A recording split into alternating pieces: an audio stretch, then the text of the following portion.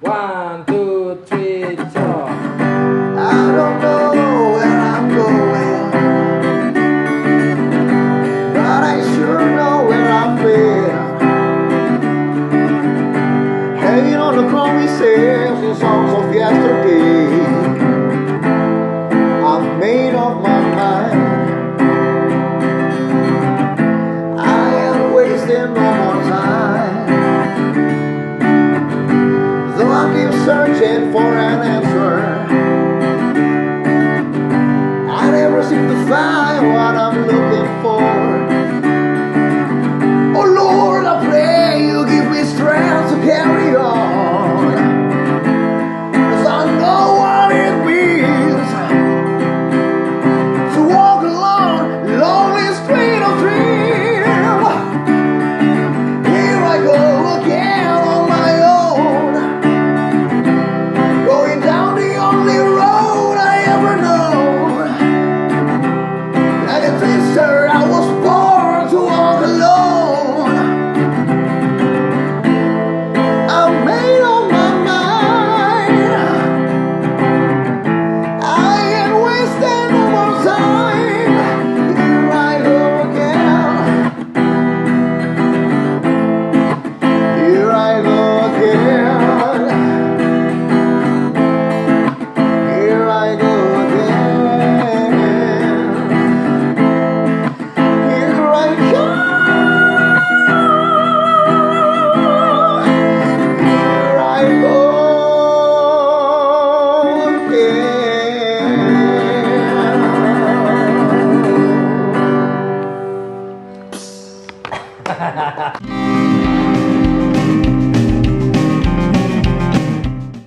Halo Copi, balik lagi bersama gue di Ngebanyol, ngebacot konyol dalam channel Rock Chopper 69. Dan hari ini gue udah bersama seorang kerabat, seorang sohib, seorang rekan, seorang yang gue kagumin juga, seorang kawan yang baik hatinya dan rambut gondrongnya. Gue udah panjang nih. Please welcome Hussein Alatas. Halo, apa kabar? Bro, Yoi, ada alhamdulillah. Hussein Alatas, Hussein Idol, Hussein Children of Gaza. Apalagi? Bisa The Master. Ya, gila The Master. Anjir, lama nggak ketemu ya? Lama kita terakhir ketemu kita zaman Nabi Yunus kalau nggak salah. Itu bukan zaman Nabi Lut. Kita ketemu tuh terakhir di Jaten. Oh iya. Acara Makers Dakwah Iya. di. Itu kan waktu itu band yang main di situ. Iya, gue waktu itu ngisi di situ ya. Iya. Kita bareng sama Alfi, sama siapa waktu itu? Ada Mustafa Debu. Oh, ada debu. Iya kan? Harusnya hari itu ada Ustadz Dery, cuman cancel hadir. Berhalangan. Ada anaknya dari sini. Oh iya? Iya. Si Kordian. Oh iya, lu main gitar, gue liat itu postingan lu. Main gitar sama Ustadz Dery. Pokoknya gue udah lama banget kawan sama Hussein, yang biasanya gue panggil Anis gitu ya. Gue juga nggak tahu asal gitu, kok bisa dipanggil Anis gitu sih?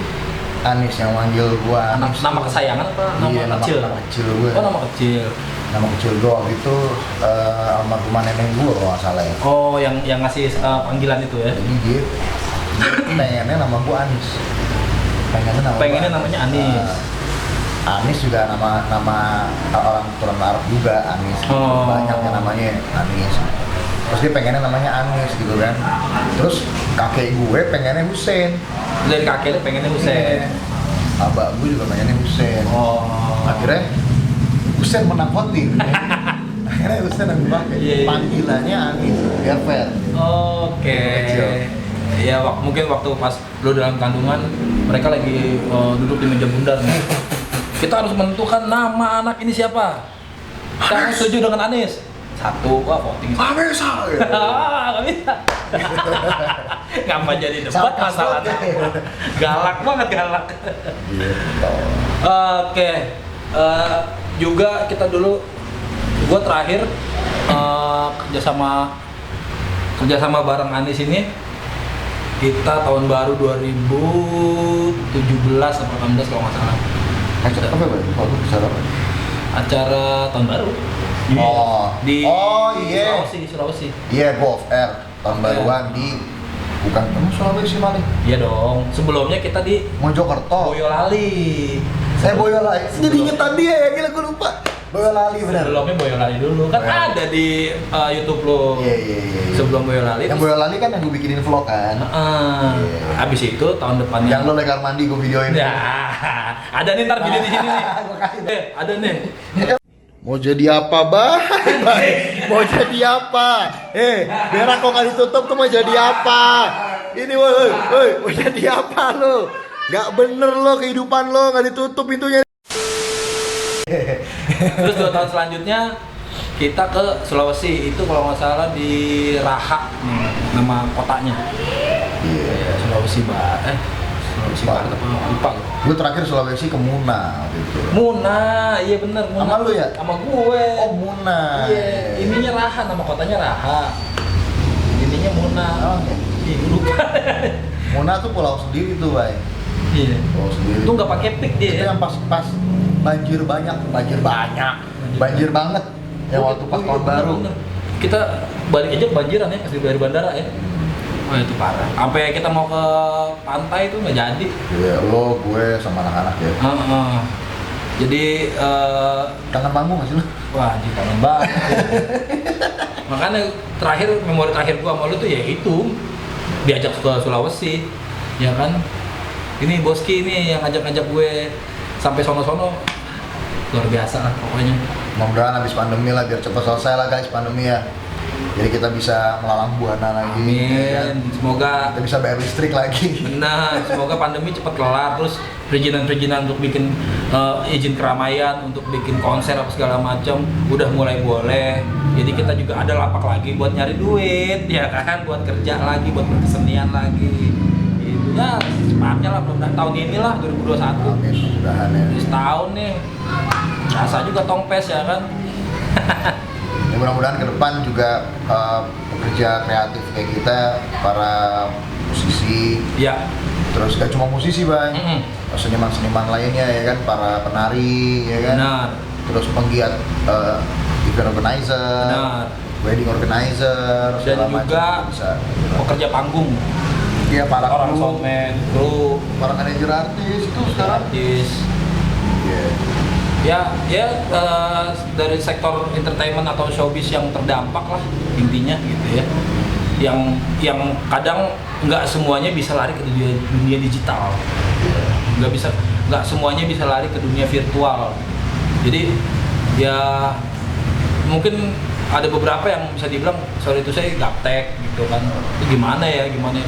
Ya mungkin sebagian ada juga yang justru malah lebih simpel di era sekarang, di dunia digital, di dunia virtual, tapi kan nggak semua kayak gitu ya kan. Ya doanya selalu sama lah dari kemarin. Makanya salah satunya gue bikin konten Ngebanyol ini sebenarnya sekaligus silaturahmi gitu kan. Pengen tahu kabar teman-teman semua, apalagi terutama di konten-konten Ngebanyol ini kan teman-teman gue sendiri gitu. Teman emang masih di circle gue, atau ada beberapa teman yang baru kenal yang gue pengen banget ngobrol bareng sama dia gitu. Jadi selama pandemi apa aja sih? Selama pandemi gue sama bini ngurus anak, terus kemarin gue sempat ada stripping sinetron Judulnya Jagoan Bola MNC TV. Jagoan Bola MNC TV. Masih ada sekarang? Udah bungkus ya? Ya, karetnya 2 lagi. Karetnya 2 pedes tuh berarti tuh. Pedes pak. Iya, belum lagi kalau sobek. Oke, Cairnya nggak langsung pak. bicara honor nih ya kan. Kita kurang paham nih, bukan orang sinetron nih. Tapi alhamdulillah gue bekerja sama dengan PH yang sangat profesional gitu. Jadi mereka juga mikirin gitu kan, karena para pemain ini kan emang pekerjaannya di seni ya. Ya. Jadi kalau dilama-lamain tentunya akan mengakibatkan mudorot yang luar biasa. Cepat sih. Oke. Gua main sinetron kemarin cuma udah bungkus, terus insya Allah sebentar lagi Children of Gaza juga akan rilis EP Oke, bikin mini album lagi. Mini album. COG ya. Nah, jadi yang lama tuh banyak lagu yang lama Children of Gaza itu kita mau remake. Oke. Mau remake, terus kita bikin dengan mixingan yang jenel banget deh ya kan, mastering yang lebih bagus, lebih lebar, dengan alat yang lebih proper lagi ya. Terus juga udah gitu ditambah ada salah satu personel baru Children of Gaza Di posisi? gitar. Oh, gitaris baru. Gitaris gue namanya Haris dan dia punya referensi yang beda nih. Kalau gue Freddy Maldo kan emang banyak referensinya tuh lebih ke metalcore. Oke. Nah kalau si Haris ini gen dia. Oh, gen metal. Makanya jadi sound Children of Gaza yang sekarang nih sama riff-riffnya tuh banyak unsur gen gitu. Oke. Tapi gue nggak mau menghilangkan tradisi Children of Gaza yang ada unsur folk Middle East-nya kan. Cuma memang gue presentasiin antara berapa persen Middle East-nya, berapa persen gen metalcore-nya. Oke. Pokoknya dibagi porsinya lah ya. Terus juga sekarang gue lagi kemarin gue ada brand ambassador satu produk. Oke, apa tuh? Amen namanya. Amen. Vitamin gitu. Oh, lu sebagai brand Posting. ambassador.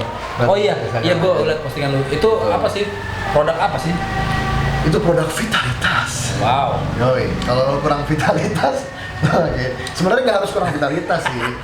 Untuk meningkatkan daya tahan tubuh lo sama dengan gampang imun juga. Ya untuk meningkatkan ini juga bro, apa namanya gairah lo kerja sebenarnya. Itu ngaruh banget sih buat booster lo gitu. Gairah buat kerja ya? Buat kerja di mana aja? Apaan aja bisa dikerjain lah. Oke. Jadi buat lo yang herbal dia. suka kerja, gue banyak banget nggak? Gue udah nggak dikontrak masih gue promoin. Itu namanya loyalitas. Terus sekarang juga gue lagi ada dealing ya, lagi proses ngobrol juga sama salah satu brand clothing buat brand ambassador juga. Oh, oke. Saat ini. Si itu bukan siapa? Apa sih namanya? MB. Ada satu Bukan, produk, vegan. Kalau vegan nih beda nih. Beda. Kalau vegan, gue mungkin bukan officially brand ambassadornya atau endorsement. Tapi vegan itu memang udah support gue dari dulu banget. Oh, oke. Dia support gue dari dulu banget dan gue kenal banget sama ownernya. Udah kayak kakak gue sendiri, udah kayak AA gue sendiri dan hubungan gue sama dia nggak sebatas antara seorang artis dan brand gitu. Dan gue udah seperti seorang adik dan kakaknya gitu. Udah deket banget ya, CS kental ya. Jadi bahkan ketika gue nggak ada satu brand clothing yang lagi mengontrak gue gitu, vegan senantiasa mensupport gue tanpa durasi. Jadi memang benar-benar gue bilang gue perlu baju untuk manggung, untuk photoshoot segala macam gitu, dan tentunya akan gue promosiin seterusnya. Ya, kayak orang kerja sama lah gitu ya. Tapi dibilang kerja sama juga enggak, memang benar-benar hati ke hati aja karena ownernya sendiri, Benny sendiri nggak pernah minta gue yang harus sering posting apa segala macam. Jadi gue kesadaran gitu.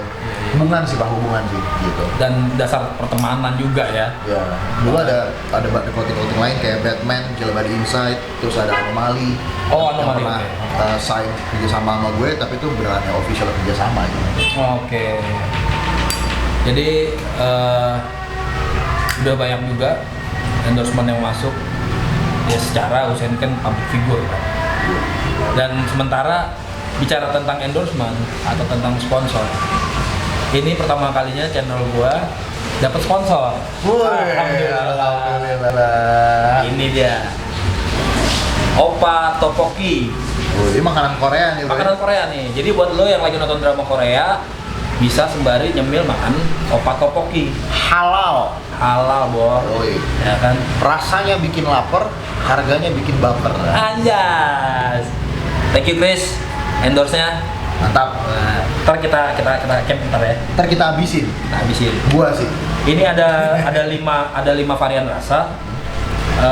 Ada udon, ada sorry bukan udon. Apa namanya? Odeng. Ada odeng. Bukan yang dulu viral itu. Itu beda lagi, odading gitu. Pokoknya macam-macam, nanti ada flyer di sini nih. Harganya murah meriah. Store-nya ada di berbagai macam, dia juga bikin franchise juga. Jadi buat kalian yang mungkin sobat-sobat UMKM yang berminat untuk membuat usaha, ya kan? Bisa langsung Hubungi nih kawan Ogut nih, Chris. Ya kan? Emang di masa kayak gini orang harus sangat kreatif. Harus kreatif tuh. Memutarkan perekonomian, Pak. Benar. Dan UKM seperti ini nih sangat berperan penting. Teman gue kemarin ada yang datang ke rumah sini, terus dia cerita dia sekarang punya usaha cendol. Dan teman gue datang lagi punya usaha ayam pecel ayam segala macam. Gue salut sama mereka sih. Gitu. Dan anak bangsa luar biasa, termasuk ini ya opa topoki gitu. Dan ini sebenarnya ini cemilan ya. Cemilan. Ini salah satu ranah makanan yang belum banyak di termasuk jarang lah. Iya. Ada lu bisa nemuin cuman di resto, biasanya resto Korea, cuman kan ya harganya resto dong. Nah, kalau lu cobain ini sama lu compare sama yang di resto ya nggak jauh beda, dan ini justru lebih murah dan lu bisa lebih memberdayakan karya-karya anak bangsa juga kan. Dan buat teman-teman UMKM yang lain atau brand apapun yang mau support channel ini, boleh nanti kita display di sini apapun itulah. Instagramnya ya. Langsung juga ke Instagramnya. Ada di ini nggak online, pesanan online gitu? Online ada di GoFood. Di GoFood ada. Kalau yang ini tadi dikirimnya dari Meruya. Jadi sebenarnya kalau kalian beli barang-barang UKM kita, makanan gitu ya, itu sebenarnya kalian sedang membantu perekonomian anak bangsa. Betul banget. Bukan sekedar makanan doang. Gitu. Bukan sekedar makanan. Kalian sedang menolong orang banyak, guys. Kalian sedang menolong orang banyak, sedang menolong orang yang sedang terdampak pandemi. Dan tetap mandiri dan gak menyerah. Gitu. Benar. Ya kan ya? Keep struggle, brother. Ya kan? Jadi cara kalian menghargai bukan dengan memberikan donasi di sini, tapi dengan membeli produknya. Membeli produknya, itu salah satunya. Kayak misalkan dulu waktu kita rilis album gitu kan, rilis EP atau rilis single, dengan lu datang ke konsernya, lu beli merchandise-nya, itu udah support banget buat kita ya. Luar biasa. Mungkin kalau sekarang ya supportnya lu klik subscribe lah ya. Betul, subscribe channelnya apa namanya? Subscribe channel Rock Chopper 69. Oh, iya. Juga jangan lupa subscribe YouTube-nya Husein Alatas TV. Alatas TV. Oke. Mantap. Gue udah nyontek tahu pertanyaannya. Jadi malu Ganti, kan? Bro. Jadi pertanyaan selanjutnya, gue mau nanya tentang Indonesian Idol. Husein adalah salah satu finalis dari Indonesian Idol tahun 2014. 2014. Lu juara 2 ya? Juara 2. Era lu juara 1 sih Noella. Juara 3 Firza. Oke. Juara 4 Uba yang sekarang vokal Niji. Oh iya itu angkatan lu ya? 2040. Oh, oke. Nomor 5 waktu itu Yuka Tamada, sahabat gue juga. Yuka, oke. Gitu. Jadi gue termasuk salah satu musisi yang jarang nonton ajang pencarian bakat, cuman pas ketika eranya Husein, mungkin gue termasuk telat ya nontonnya. Tapi yang gue cari ya, kalau nggak Husein, Firza. Tapi mostly dia. Sampai gue di konten gue sebelumnya sama Rivi, gue bilang itu ada pertanyaan top 3 vokalis versi gue gitu. Kalau lokal dan Indo, dan Doi salah satunya jadi top 3 vokalis, yaitu Kakak Sleng, Husein Alatas, ya kan, sama David Naif. Gue kalau belum kawin, gue kawinin ya. Beneran cuy. Ini bicara vokalis ya, karena kita sesama vokalis gitu. Dan kalau bicara top 5-nya, duanya lagi ya enggak lain enggak jauh, yaitu almarhum Benyamin S. Dan satu lagi. Iya, gue ngefans banget. Legend Parah. Asli. Satu lagi One Fast pastinya. Apalagi Om almarhum Paji itu paling dahsyat menurut gua ketika beliau menciptakan lagu sih sebagai songwriternya. Benar. Kalau sebagai performer orang udah nggak ragu lah ya. Sebagai acting orang udah nggak ragu gitu. Orang juga nggak ragu dengan sebagai songwriter. Tapi dari semua skill beliau yang paling membuat gua berkesan tuh songwriting. Cara beliau menulis lagu. Lu kepikiran nggak sih? Itu tuh. Mana ada orang kepikiran gitu loh. Gila tuh. Ngomongin banjir, kompor meleduk, ngomongin koboi dengan cara bungkusan Betawi yang dicampur dengan musik blues, musik jazz, musik wah gila. Di tahun itu men. Di tahun itu. Benar. Kalau tahun ini referensi banyak kayak YouTube kok. Tahun itu. Itu loh, nyarinya di mana? Edan.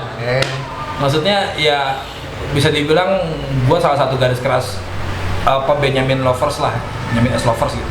gue ngulik banget tentang beliau gitu kan. Jadi memang dia patut untuk dikatakan sebagai legenda. Dia legendanya legenda. Legendanya legenda. Iya, karena legend-legend kita, living legend kita hari ini pun yang udah sangat senior sekali. Iya. Ngefans sama beliau. Benar. Gitu. Jadi big respect buat teman-teman BSFC. Jujur bro, gue salah satu impian gue ketika gue ditanya sebagai seorang entertainer ya, gue ditanya lu tuh sebenarnya cita-citanya mau kayak siapa? Gue sebut dua-duanya seprofesi. Oke. Pertama Bang Ben. Bang Ben. Lu manggil Bang apa pantas? Bang Ben, tapi terkenalnya Bang Ben. Iya. Satu lagi Pak Haji Romai Rama. Romai Rama. Ini dua orang yang mereka secara musikalitas edan lah udah ya kan. Secara karya apalagi yang mau diraguin gitu. Benar. Actingnya oke banget, Acting sangat ikonik. Benar. Bahkan kayak misalkan contohnya Pak Haji. Meskipun Pak Haji sebenarnya lebih banyak pakai waktunya untuk di musik, tapi dia ketika acting itu khas banget nih. Benar. Banyak aktor pinter acting segala macam, tapi nggak khas Karakter. Iya. Kalau udah Pak Haji yang main, ya pasti begini nih ya, dia kan pasti logatnya apa itu tuh khas, itu sulit gitu. Benar. Terus ketika dia bikin filmnya keren banget, Banget. meledak banget pada masanya. Ketika bikin lagu ya udahlah ya. Om Benz juga gitu. Bener-bener ya cuma dua orang itu sih menurut Itu gue. sebab juga kenapa gue main musik dan gue acting. Oh, karena panutan lu ke beliau Karena ya. gue ngeliat Pak Haji sama Bang Ben. Iya. Buat gue seniman tuh mereka. Karena gue kebetulan gue lulusan dari broadcasting. Dan gue dalam di waktu kuliah, waktu sebelum kuliah juga gue di teater, gue dalam di bagian seni peran malahan. Oh. Malahan. Oke. Jadi gue dulu bikin film pendek segala macam, gue nulis skrip, gue direct juga. Nah, tapi gue dari dulu main musik memang gitu loh. Oke. Hobi gue tuh selalu main musik. Gue akhirnya ngerasa sebagai seorang anak film yang gak pernah putus main musik, gue jadi ngerasa kalau audio sama visual tuh sama pentingnya loh. Bener. Gitu loh. Bener. Lo tahu kayak Alice Cooper misalnya, Ya. edan pak visualnya gitu loh. Suara gila. Lo liat Black Sabbath gitu, itu visualnya, wah. Kalau kita nonton video Black Sabbath tanpa kita nyalain audionya, kita tetap nganga. Ya nggak sih? Bener. Ketika visual ini, yang visual yang bagus banget, ketemu sama audio yang bagus banget, men, lo nggak punya reason untuk nggak ngefans sama dia. Iyalah. Gitu. Ada yang visualnya bagus banget tapi musikalitasnya nggak, audionya gitu. Ada yang audionya oke banget nih, musikalitasnya tinggi, soundnya keren, tapi visualnya kurang. Nah, menurut gue tuh art dalam aspek apapun itu sama pentingnya. Bener. Dua orang yang paling berhasil di dunia, menurut gue, di Indonesia, menurut gue adalah yang paling layak gue sebut namanya di antara yang banyak banget yang hebat, Bang Ben sama Pak Haji. Setuju. Setuju.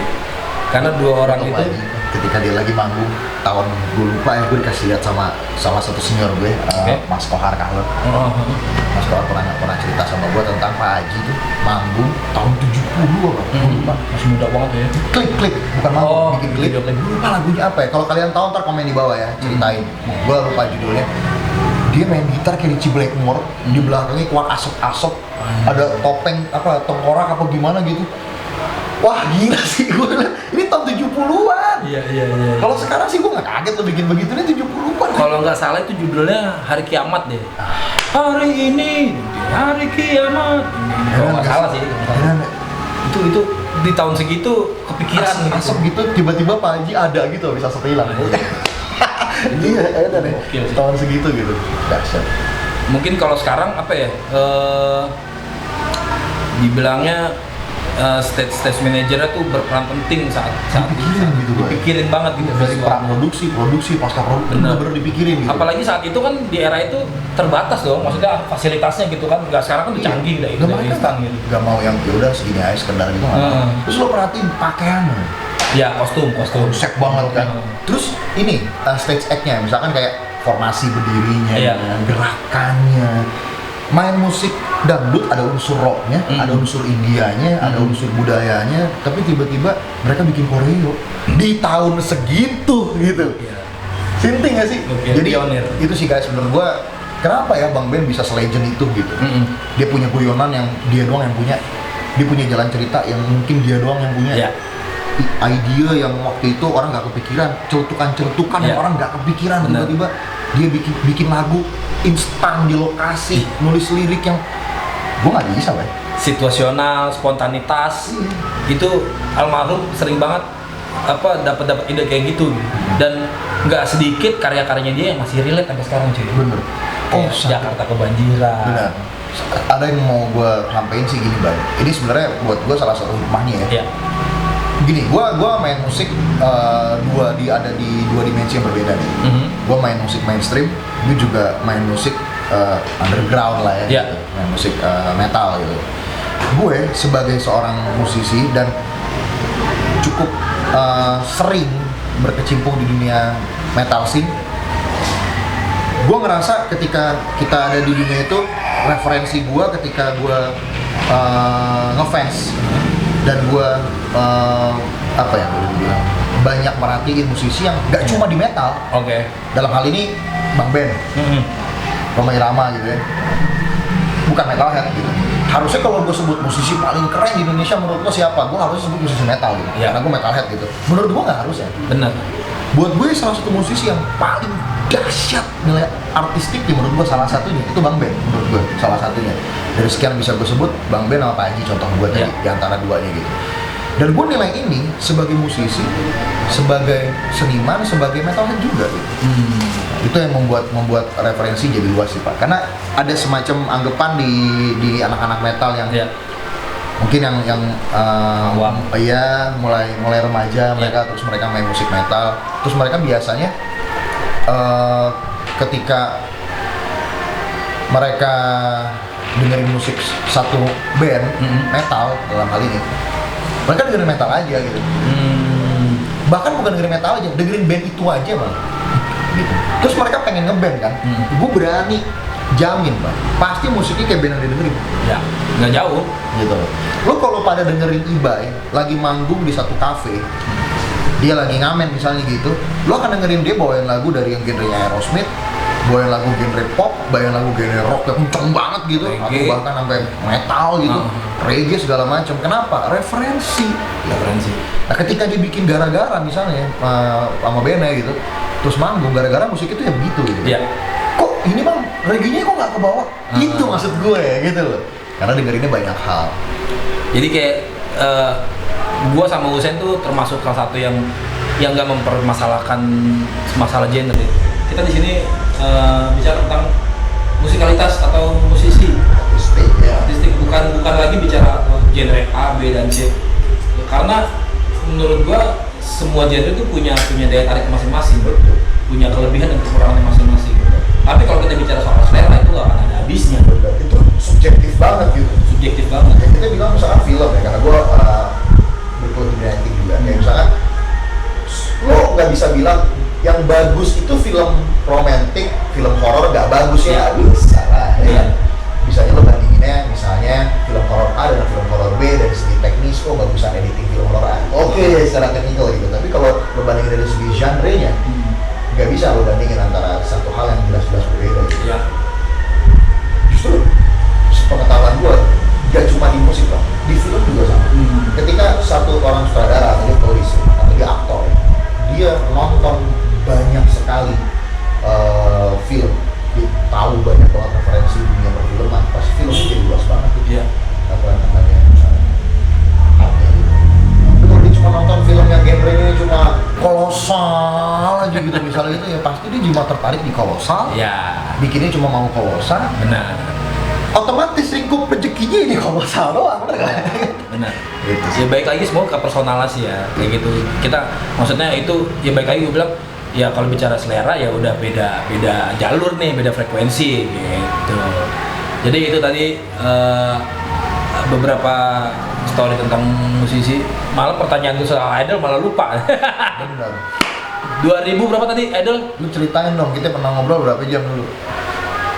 Gue pernah ngobrol sama dia dari habis Isya sampai jam 10 pagi.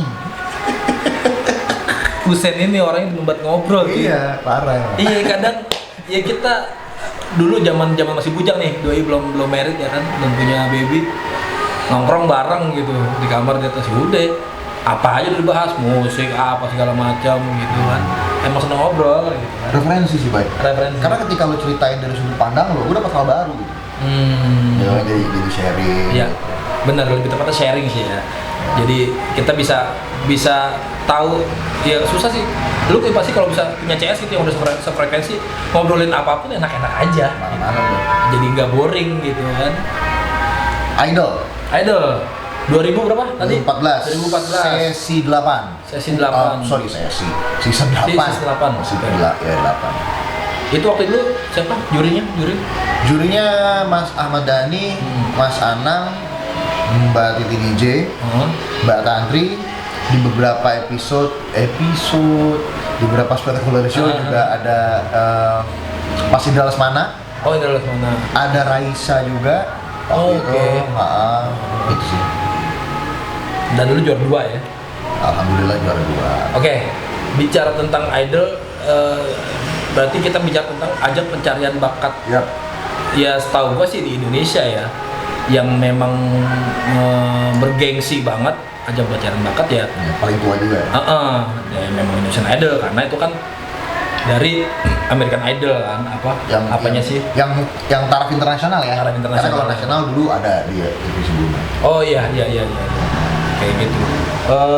Apa yang udah lu hasilin dari Indonesian Idol itu, dalam artian gini, impact apa sih dari sebelum lu masuk Idol sampai dengan lu sekarang menjadi alumni Indonesian Idol? Tentunya karir, Bay. Satu karir. Sorry, dulu tahun berapa lu? 2014. Idol kan? Enggak, maksudnya umur lu berapa waktu itu? Gua waktu itu sekitar 23 tahun. Anjir, 3 tahun. Iya. Karir yang akhirnya terbuka, terus juga link, wawasan, Ilmu baru ya. wah sangat Pak. Benar. Ya. Itu sih. Berarti Terus mindset. Ada pola pikir gue yang cukup, banyak pola pikir gue yang cukup berubah setelah pada saat Idol dan setelah Idol sampai sekarang. Oke. Saat itu gue ngelihat lu tampil di Idol tuh belum botak kayak sekarang nih. Nah, yang gue tahu Ahmad Dhani yang nyuruh lu ini ya, lontosin ya. Iya, itu belum spectacular show tuh. Masih 100 besar. Itu Enggak. Pas golden ticket, Pak. golden ticket. Iya. Dia bilang kan, saya nggak mau lolosin kalau kamu nggak pelontosin. Oh siap, nggak masalah, saya pelontosin. Terus gue potong, tapi nggak pelontos. Oh, setengah senti gitu misalkan. Tinggal dikit gitu kan, masih bisa. tinggal dikit. Terus pas gue lagi abis yang golden ticket tuh, persis yang setelah golden ticketnya, gue ketahuan kan, kok kamu nggak pelontos katanya? Kan udah dicukur, Mas. Enggak, saya suruhnya pelontos gitu. Dicukur di atas panggung. Anjir. Mas Dhani, Ko Daniel Mananta, Pak Untung Pranoto waktu itu direktur programmingnya, terus sama seluruh anak itu rame-rame. Dia bawa mesin cukurnya itu. Dia pakai silet sama apa itu foam, bawa ember sama kursi. Niat banget. Jadi acara barber idol. Mendadak barbershop. Itu sih benar-benar apa namanya dadakan juga. Tapi gokil sih, yang nyukur tuh Ahmad Dhani sih. Iya. Legend juga. Gacem kan, kalau misalkan nggak botak nggak bakal dilolosin gua. Lu mau bagus kayak apapun nggak akan dilolosin gitu. Iya. Botak pokoknya gitu. Keren itu momen epic sih menurut gue. Jarang-jarang loh ada Ahmad Dhani mangkas rambut orang gitu. Keren. Oke. Lu kalau digituin mau nggak? Gue kalau Ahmad Dhani sih mau aja. Botakin. Iya, mau aja gue kalau Ahmad Dhani. Yang penting ada effort gitu maksudnya. Misalkan abis ini lo ini ya, jadi apa, dibikinin project apa gitu, misalkan berangkat, gas, rambut bisa nunggu lagi. Gara-gara gue buru sering. Asik. Berangkat Pak De. Oke, terus band pertama itu sebenarnya Children of Gaza atau ada sebelumnya? Kalau pertama kali ngeband sih zaman gue masih ngeband-ngebandan doang lah ya. Zaman gue SMP, gue bawain lagu Padi. Masih inilah ya, SMP, band sekolahan itu ya. masih fals-fals gitu ya. Ya itu dari situ. Terus gue nggak bisa berhenti ngeband habis itu. Oke. Terus jadi gue ada aktivitas lain band, gue dulu karate segala macam, tapi karatenya berhenti. Ngeband tuh malah dijadiin prioritas gitu ya. Tanpa gue niatin. Oke. Kayaknya emang nyantol aja hati gue ke situ. Kayak udah nyandu gitu kan, ngeband asik banget nih gitu kan. Tapi gimana? Waktu pas lo udah masuk Indonesian Idol itu Children of Gaza udah kebentuk apa belum? Udah lah. Children of Gaza itu gue bentuk Januari 2010. Oh, oke. Iya, dan tadi soal gue ngeband, setelah itu masuk SMA, Lintas. gue kelas 1 SMA gue ngeband sama kakak kelas gue. Oke, di SMA ya? SMA gue, nah kelas gue kalau nggak salah kelas 3 SMA. Jadi gue waktu itu ngeband dari SMP kelas 1, kelas 2, kelas 3, terus SMA kelas 1 masih ngeband sama kelas gue. Terus gue festivalan antar SMA gitu. SMA lo di mana sih? BPSK, BPSK. BPSK Pondok Lapa. Oh, Jaktim ya? Yang mantan alumni BPSK tuh yang akhirnya ke industri tuh salah satunya Silver Queen dulu. Oh, band Silver Queen ya. Kelas gue tapi agak jauh di atas gue. Tapi udah lanjut ya sayangnya. Iya. Nah gue kelas 3 SMA itu gue audisi sama satu band namanya Alas Roban. Alas Roban anjir. Band Singa Festival tuh.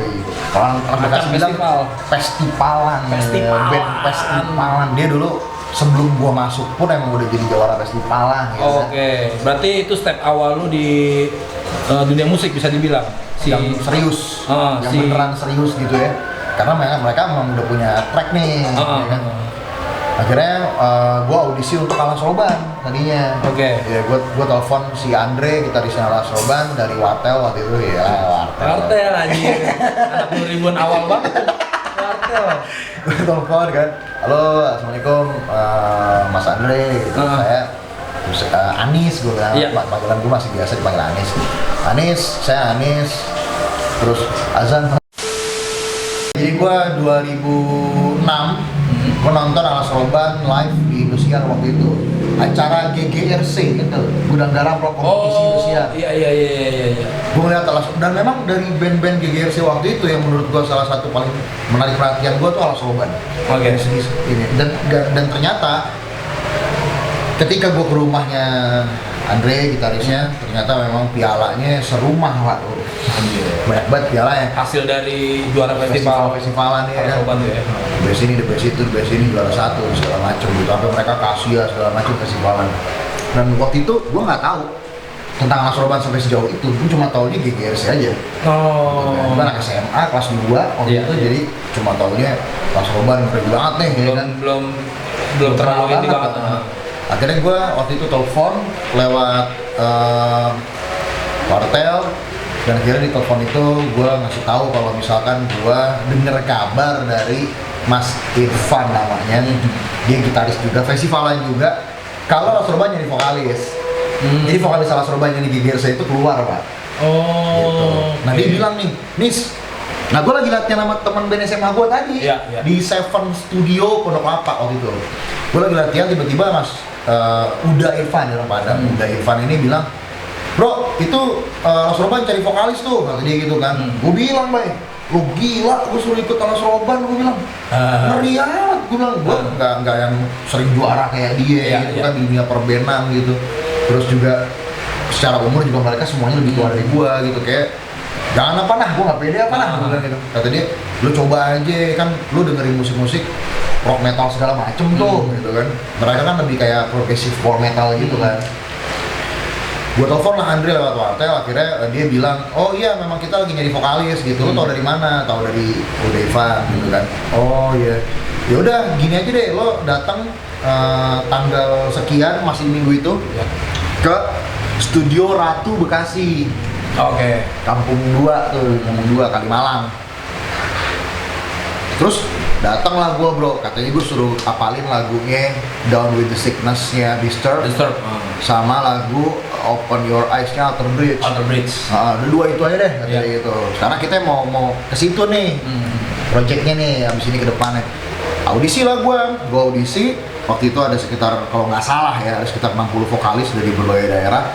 Terus audisi pertama itu gue nggak dipilih, gue kalah audisi nih. Iya. Gue ingat tuh gue audisi hari Jumat, hari pertama tuh ya. Gue audisi hari Jumat, pulang sholat Jumat pak, pakai celana yang saya pak, pakai koko putih. rambut belah pinggir, sumpah dah. Makanya bilang gue nggak pede gitu kan. Dan memang nggak diterima gitu, gue pulang habis itu.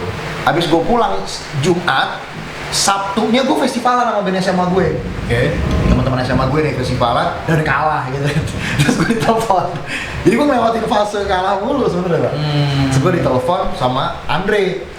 Bro, mau coba lagi nggak audisi? Nah gue bilang, loh bukannya gue udah nggak dipilih, Bang gitu kan.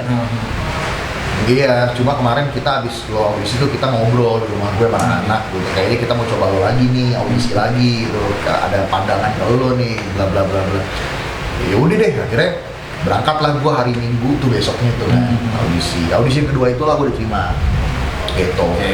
Nah gue lagi di Alas Roban beberapa bulan gue udah diterima, terus beberapa bulan gue membawa orang mereka.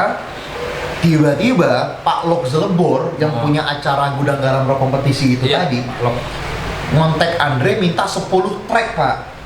Ciptaan kita sendiri gitu kan. Lagu original lah. Waktu itu lagu belum ada men. Karena masih cover. Karena niatnya emang bukan ke situ. Emang festivalan doang. Terus waktu itu kondisinya Andre pas lagi di rumah bokap yang lama tuh di Pondok Kelapa.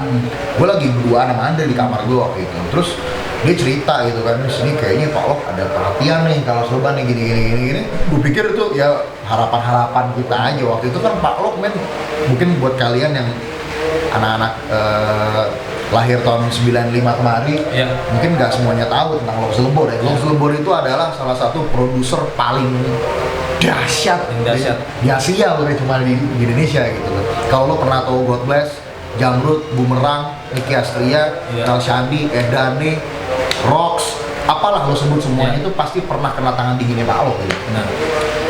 Nah akhirnya ternyata Pak Lok ngomong sama Andre, saya minta 10 track dari gua dan anak-anak untuk dibikinin album. Pecah kan langsung, wah teriak kita ya, nggak gila nih kan, kita masuk labelnya Jamrud ya, Bumerang segala macam gitu, Logis Record. Beneran deh, ini lu baca nih SMS ya, lu baca gitu kan, oh udah kita euforia lah. Tapi lagu belum ada lah ya kan, ini gimana minta bulan depan kalau nggak salah. Deadline banget tuh. Deadline banget, karena Pak Lok ngomongnya cepet tuh. Akhirnya, gue belum tahu ternyata ini bukan Alas Roban yang mau dibikinin bro. Ternyata dia mau bikin band, namanya Lok Guns. Itu waktu itu tuh tahun 2007. Iya. Ya, saya mau bikin band namanya Lok Guns dengan konsepnya Lok Guns, beda sama Alas Roban. Tapi anak-anaknya, anak-anak Alas Roban. Oh. Gitu, jadi Andre, Akbar, Rama, Aras, plus gue. Denny yang sebelumnya kan. Oh, Denny sebelumnya. Tumpal tuh sebelumnya, Ipang tuh sebelumnya. Nah, gue tuh di generasi terakhir Alas Roban waktu itu. Formasi terakhir ya. Oke. Akhirnya bikinlah tuh buru-buru tuh Pak, gue bikin lirik ya kan, lagu gitu. Gue cukup nyumbang banyak lagu dari 10 atau 11 track kalau nggak salah lupa yang ada di situ. Banyak gue bikin lirik di situ sama interval vokalnya gitu. Yang banyak bikin aransemen itu si Andre sama si Rama, keyboardis gue sama si Andre gitu. Nah itu nggak ada vokalnya, nggak ada liriknya. Terus gue bikinin buru-buru kan Pak, nggak ada vokal sama liriknya karena gue takut Pak Lok berubah pikiran. Ya nggak?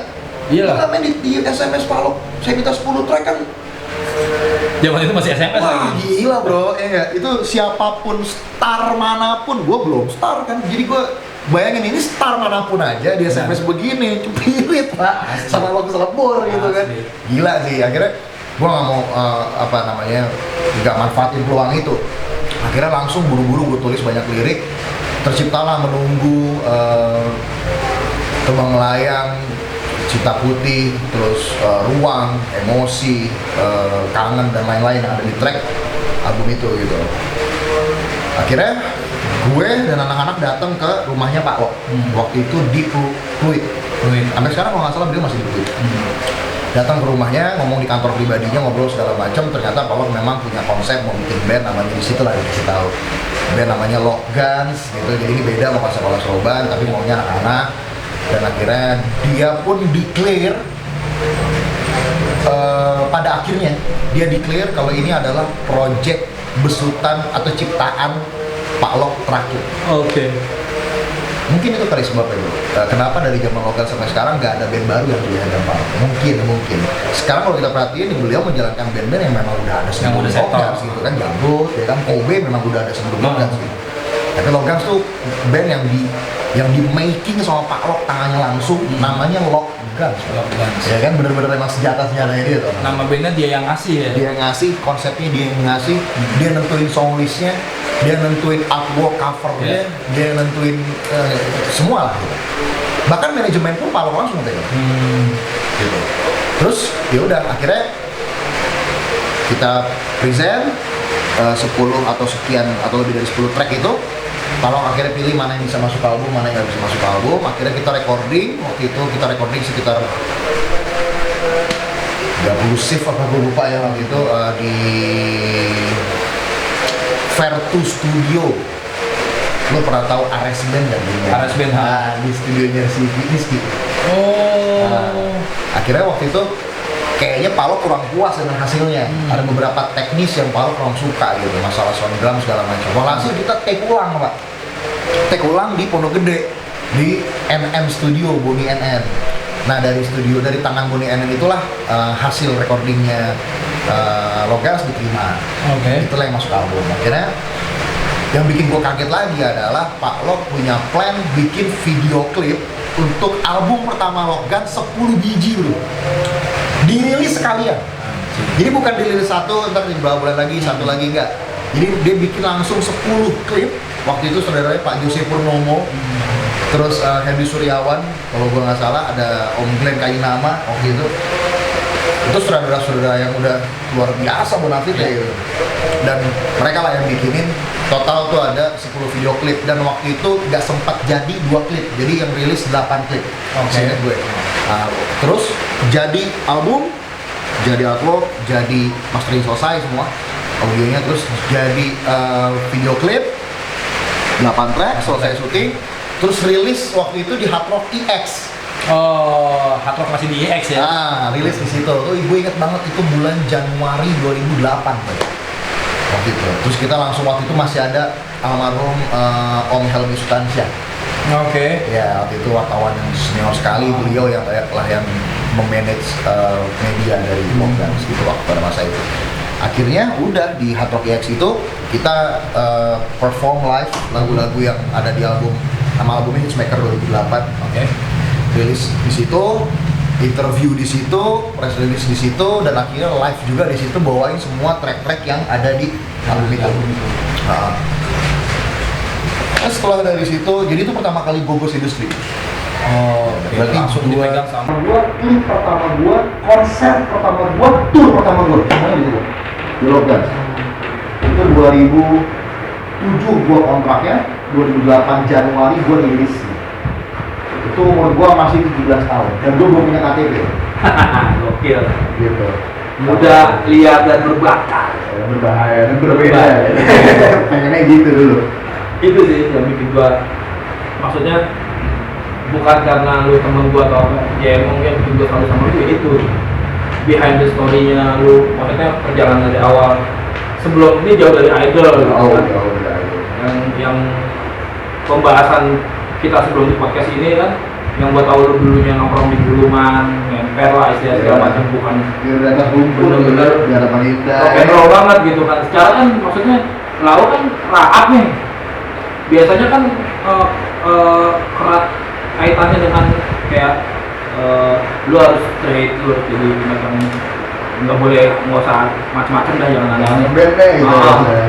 Sementara lu di sini belum rebel gitu kan, gue lihat keren sih.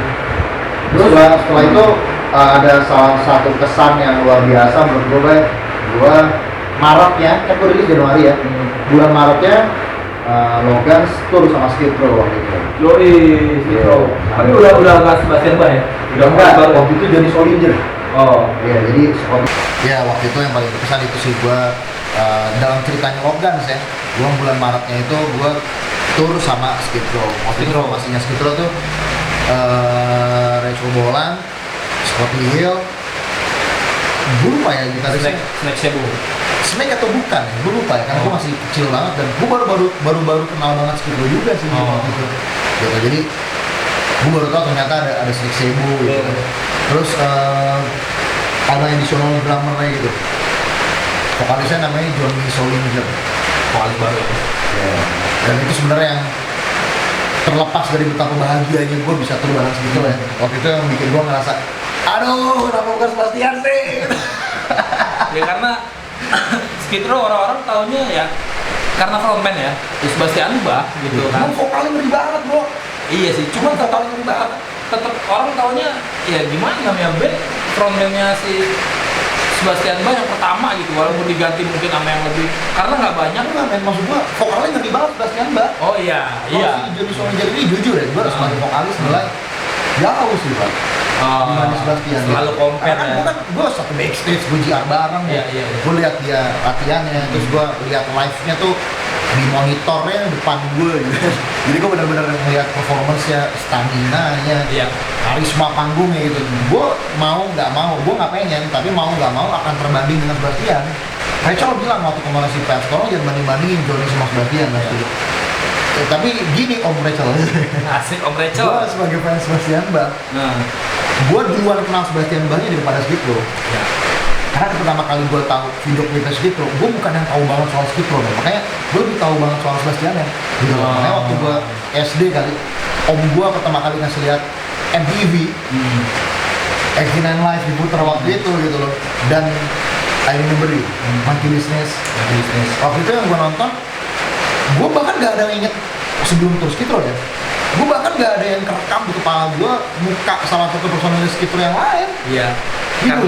Karena kita udah terlalu terpaku sama Ikonik Sebastian banget dengan Sebastian Bach gitu kan. Dengan suaranya, dengan cowok tapi cantiknya, dengan Iya. rambutnya, dengan wah udahlah. glam rock abis lah pokoknya lah. Jadi emang ya kasus di kebanyakan band gitu, maksudnya nggak sedikit yang band kalau ditinggalin sama vokalisnya itu ngedrop. Begitupun kayak misalkan Skid Row, Sebastian Bach cabut dari Skid Row terus dibikin solokan kan. Country loh. Nah, Lebih country. dan ya nggak sesukses dia waktu bareng sama Skid Row kan. Jadi dua-duanya sebenarnya. Dan kalau menurut gue yang termasuk berhasil itu kayak misalkan AC/DC ditinggal oleh Bon Scott, ditinggal mati Bon Scott, terus ganti Brian Johnson, itu justru malah lebih gila lagi, AC/DC-nya makin hidup, dan itu jarang.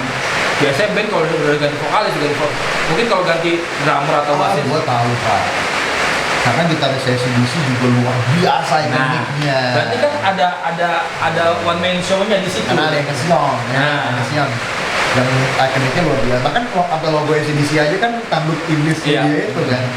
Gitu sih. Tapi tetap tur gua sama Skid Row adalah salah satu pengalaman paling gila yang pernah gua alami dalam hidup gua.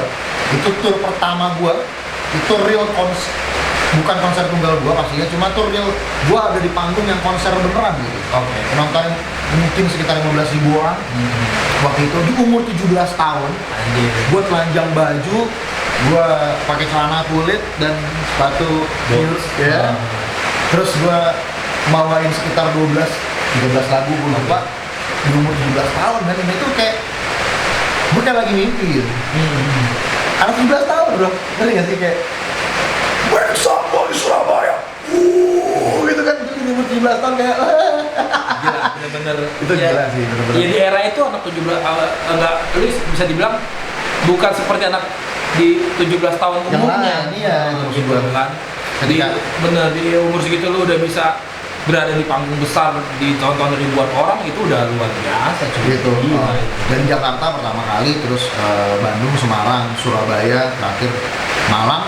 Titiknya gak banyak, cuma 5, tapi kesannya banyak banget bro. Karena itu tur pertama gua, konser juga pertama gua gitu, album pertama gua, band industri pertama gua, kontrak kerjasama di musik pertama gua. Jadi kayak benar-benar kenapa ya? Jujur baik, gue setiap ditanya sama orang tentang track record, mereka pasti langsung terfokus ke Idol. Ya. Karena memang gak bisa ditampik. Titik pecah gue yang paling gede di Idol sejauh ini. Nah, dan itu kan media mainstream. Betul. Sejauh ini memang begitu. Apalagi gue, ya alhamdulillah mencapai posisi di Idol yang lumayan apa namanya, ya orang berusaha di situ. Gitu. Ya. Makanya ketika gue keluar sebagai juara 2 Indonesia Idol, orang pasti langsung fokusnya ke idol. Benar. Ada sedikit anggapan yang kurang tepat menurut gua ketika banyak orang bilang idol nih acara yang cari bakat jadi artis yang instan. Oke. Ngerti maksud gue? Dipikirnya orang-orang yang ini, dipikirnya oh ya udah dia bisa nyanyi, dia ikut idol, terus kebetulan dia juara 2 gitu, terus akhirnya ya udahlah, terus dia jadi kayak sekarang. Men, idol itu pertama kali ada itu jauh sebelum angkatan gue, Iya. ke-8. Dari zaman yang pertama gue udah main musik. Iya. Gitu, dan gue gak pernah mau ikut idol sebelumnya. Ini mungkin Iya. gue jarang ceritain. Gue gak pernah mau ikut idol sebelumnya, sama sekali. Sampai pas angkatan gue bikin band, gak gue bikin band yang bener-bener gue bikin sendiri itu Children of Gaza. Sebelumnya gue ikut band orang, Diajak karena diajak sini. bubar. Terus gue ikut band orang lagi, bubar. Terus gue vokalin band orang, lanjut bandnya. Terus gue yang sendiri, dan seterusnya. Dan akhirnya ada cerita soal band, ada cerita soal band gue namanya IPM. Iya. Gue punya band dulu namanya Profile. Terus gue gue main malas Soban, terus gue festivalan kalah menang ya kan. Terus gue dari SMP gue udah main sinetron. Iya. Ini mungkin orang nggak tahu juga gitu. Dulu gue SMP lu udah main sinetron? Iya. Apaan? Cinta Monyet. Oh, iya. Terus SMA gue udah mulai stripping sinetron. SMA kelas 1 waktu itu, kelas 1 atau kelas 2 gue lupa.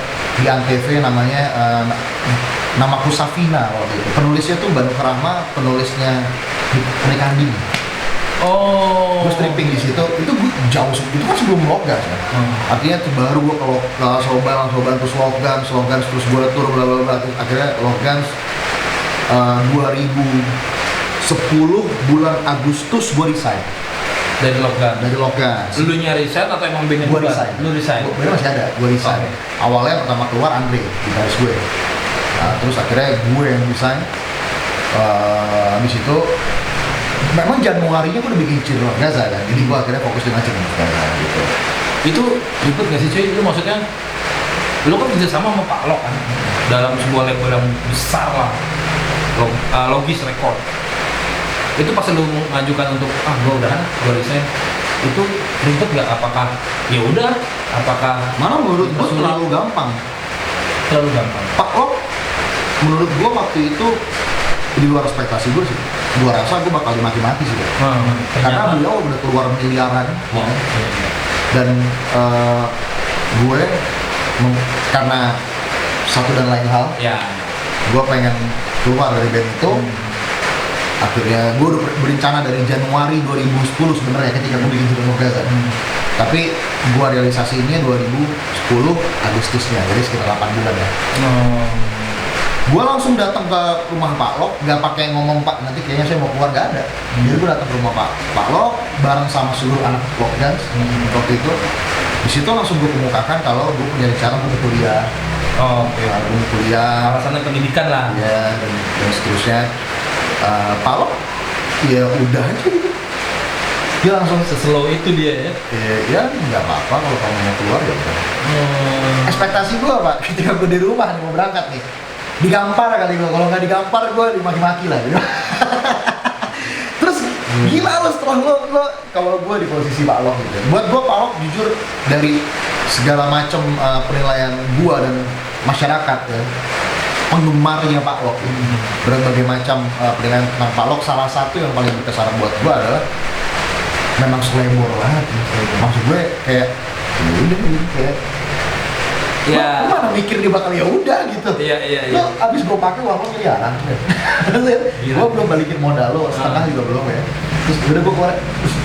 Terus lo serius nggak beneran mau kuliah? Serius gue. Terus ya udah. Kalau lo jadi dia lo mungkin nggak sih? Wah. Iya, sekarang manusiawi aja kan. Ya ibaratnya ya gue udah nginvest banyak kalau lu gitu. Terus lu main cabut gitu aja kan rese gitu. Ya. Nah, apaan? sebenarnya emang sebab gue keluarnya kan Palok tahu. Palok tahu. Banyak sebabnya. Peralihan gue saat itu gue kuliah gitu.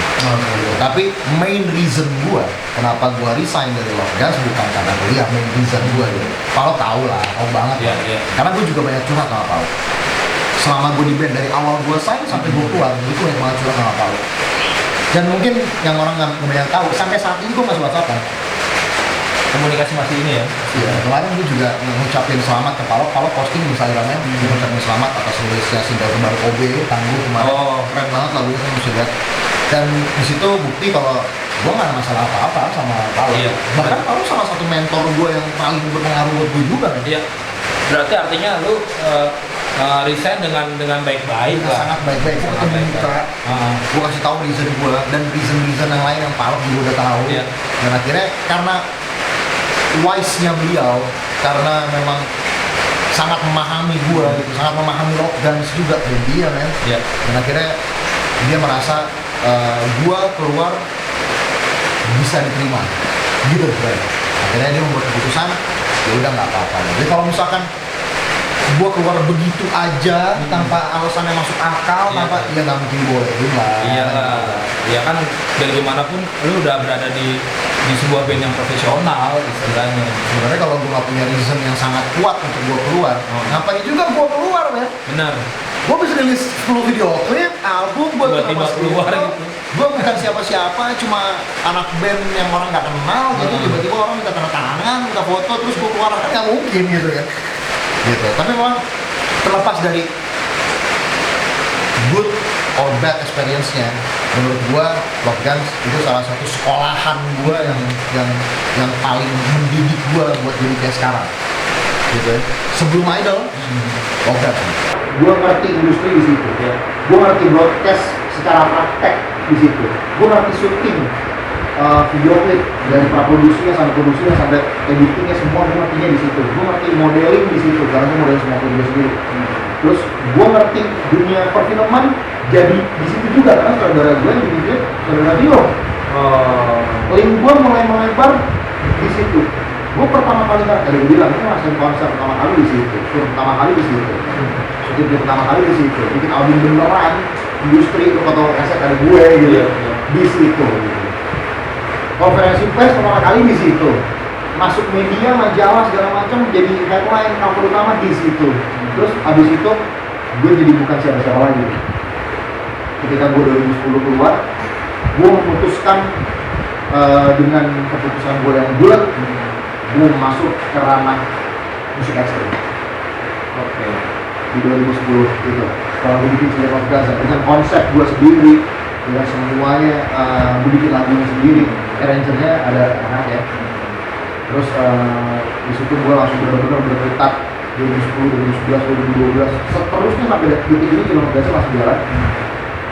Jadi gue fokus ke dunia musik skena metal sih. Berarti artinya di umur yang gue bilang sangat muda ya, Hussein tuh udah punya udah pikiran untuk konsep untuk meng-create si Children of Gaza ini dengan genre-nya, dengan pemasangan seperti apa gitu ya. Itu keren sih, yang mungkin menurut gua nggak banyak anak-anak umur segitu yang dilakuin gitu. Ini pengalaman pertama kalinya dan mudah-mudahan terakhir kalinya yang gue alamin. Gue pernah manggung sama Love Guns dan gue disambitin. Anjir. Waktu itu gue opening farewell konsernya Kang Krisyanto Jamrut di Cimahi. Jadi itu konser terakhirnya Kang Kris di kampungnya di Cimahi, asal Jamrut. Openingnya tahun berapa itu? 2008 sama. 2008. Oke. Abis rilis sebelum Kristi belum di situ dulu, di Cimahi dulu. Terus gue nggak tahu ya, mungkin Jemos marah kali ya. Maksudnya gue nggak tahu. Yang gue alami ya begini gitu. Gue nggak tahu kenapa Jemos marah karena Kris mau keluar. Atau mungkin mereka emang cuma mau lihat Jamrut aja di yang lain. Gue nggak paham waktu itu. Ketika gue jadi opening waktu itu, gue disambitin airnya kencing sama tanah blok di lapangan Brigi Cimahi. Dan yang bikin gue bukan 20 orang ya. Lo kebayang gak lapangan Brigi nih? Iya. Ya kan? Ratusan bahkan ribuan. Ribuan, mungkin 5.000, 10.000 orang gitu. Mungkin seperempatnya atau setengahnya mereka kencing di botol air mineral tanggung segini. Gak ditutup tutupnya, dilempar ke atas panggung. Jadi jujur, kami satu band waktu itu ngadirin kecil lah. umur gue 17 tahun men, gue udah tes psikologi kayak gitu nih. Iya. Udah digembleng gitu. Iya, terus gue lagi nyanyi, tiba-tiba tanah blok lapangan yang basah di hujan di daerah situ, gue plak muka gue. Badan gue Andre pas gue sampein, gue pesing lo, gue bilang ganti dia. Lu juga mau pesing. Gitu. Berarti itu lagu keberapa? Apakah emang udah selesai terus apakah pertengahan lagu udah turun? Jadi pas awal-awal mereka langsung gitu. Baru naik. Iya. Emang kayaknya gue nggak waktu itu mereka nggak tahu ya, mungkin cuma pengen nonton Jamrut apalagi itu kayak gue kan. Iya. Jadi kayak ini konser terakhir Orbis ngapain sih? Iya. mungkin ya, gue nggak tahu ya. Itu yang garis kerasnya banget itu Iya, ya. Lah. Kita tahu lah men, mungkin ada orang-orang yang sampai nato di badannya Jamrut, Iya, gitu, iya, terus iya. dia gayanya sampai kayak Orbis banget gitu, terus tiba-tiba musik keluar, mungkin ya, jadi kayak marah lah itu. Waktu itu openingnya Rock Dance dan kita bisa bikin lah, itu terjadi di lagu awal-awal. Lupa persisnya apa pertama, kedua, ketiga, aja penolakan itu udah terasa dari masih awal-awal gitu. Terus gue juga ngerasa anak-anak lokal waktu itu cukup down juga loh. Maksudnya Iyalah. itu sebelum Skitro ya. Jadi manggung gede pertama kita. Oh, justru itu malah pas sebelum jadi openingnya Skitro. Iya. Okay. Sebelum buat tunggu Skitro makanya langsung ngalamin begituin gitu. Nah, terus gue waktu itu ini ya mungkin nggak tahu ya. Gue dari dulu bilang gue selalu ngerasa gue tuh dilahir untuk ada di panggung. Iya. Gue selalu ngerasa kayak gitu. Kenapa?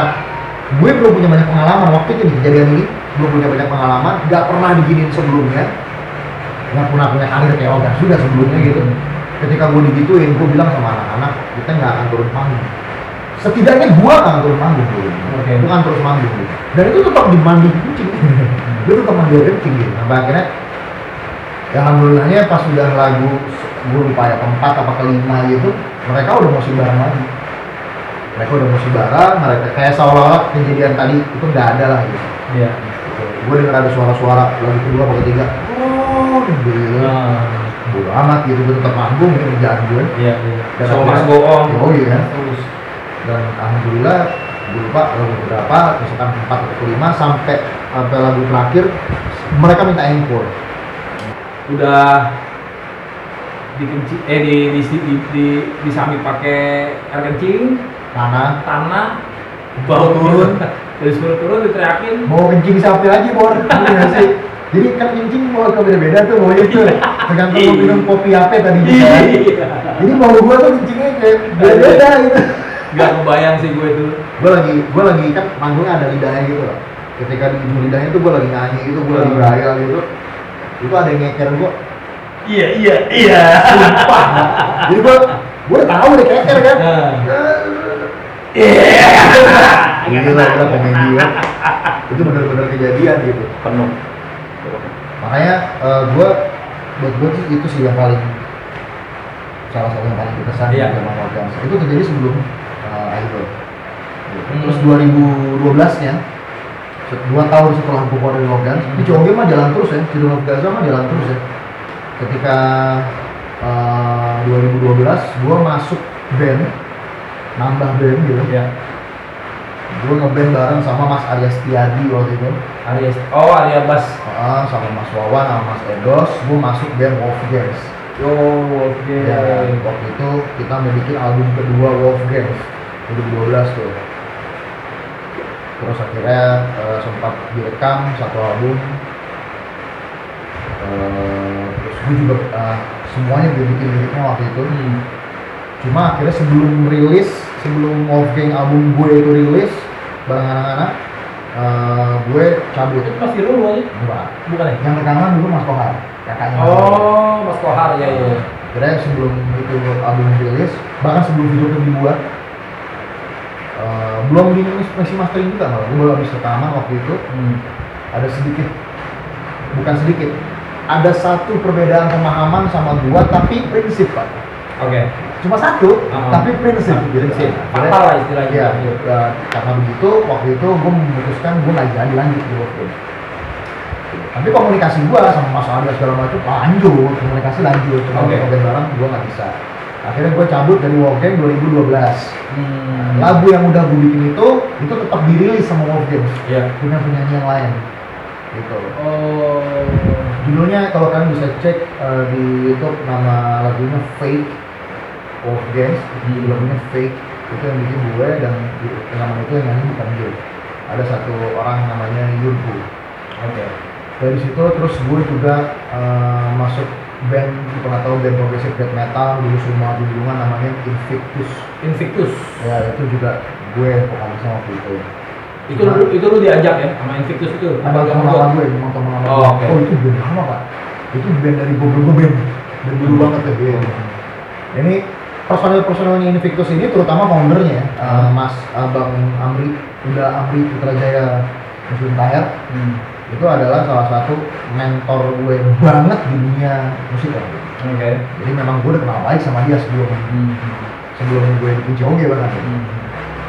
Akhirnya gue vokalin Invictus, berapa kali manggung, Invictusnya vakum. Itu nggak lanjut lah gitu. Waktu itu sempat digantiin sama satu punya vokalis di Invictus, tapi berapa panggung walhasil nggak lanjut lagi, memang udah vakum gitu. Akhirnya gitarisnya masuk ke band lain, mereka akhirnya masuk ke band lain gitu. Invictus. Abis itu gue sempat juga additional vokal di Purgatory. Album pertama? Oh enggak, untuk live aja. Oh pas live-nya? Untuk live aja. Waktu itu kan Bang Sandman, vokalisnya yang gondrong yang clean ya. Kan dua tuh vokalisnya tuh? Sandman sama satu lagi si Anggi ya? Si Apik vokalisnya sekarang. Yang Macmore. Macmore. Macmore keluar. Terus diganti sama Apik, vokalisnya End of Journey. Nah, si Bang Sandy-nya nih kan IO ya bro ya, kalau ngundang namanya IO Metal kan ya.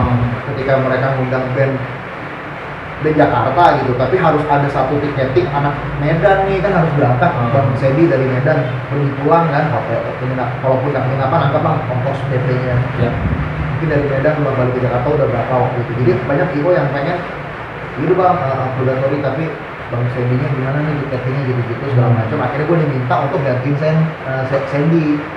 Nah tapi untuk live aja gitu. Kita manggung di Tangerang atau. Dan semua cerita gue ini sebelum Idol. Jauh sebelum Idol ya. Kelas Roban, Rock Guns, Invictus, juga jadi session player di Purgatory. Apalagi tadi satu lagi? Wolfgang. Itu album. Dan jadi kalau ngeliat yang gue kemarin additional vokal di pas band segala macam, itu setelah Idol gitu. Sebenarnya gue lakukan hal itu gue sebelum Idol. Bantuin abang-abang gue gitu. Pas band ini kan ya kita sama-sama lahir di eranya dan mendengarkan lagu pas band kan.